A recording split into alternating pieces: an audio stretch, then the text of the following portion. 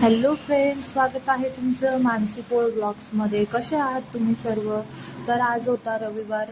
रविवारच्या दिवशी माझी सर्व कामे खूप उशिरा होत्या. आज मी साधारण 11 वाजता उठले होते. 11 वाजता झोपेतनं उठली, थोडीशी फ्रेश वगैरे झाले. त्यानंतर दुकानात गेली होती. दुकानामधनं दूध आणि बिस्किट घेऊन आली.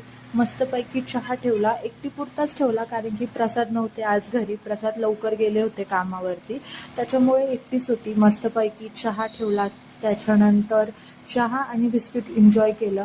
हाच माझा नाश्ता होता आजचा. त्यानंतर घरातली थोडीशी कामे करायला घेतली, घरातली साफसफाई वगैरे केली, त्याच्यानंतर स्वयंपाक केला. आज मस्तपैकी उसळची भाजी आणि पोळी बनवली होती. त्यानंतर प्रसाद आले, प्रसाद आणि मी सोबत बसून जेवण वगैरे केलं.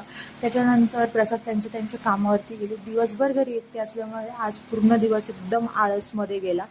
असाच असतो माझा नेहमीचा रविवार. कधी बाहेर जायचं असलं तर थोडीशी लवकर आवरते, जर घरीच असलं तर खूप टाईमपास करते.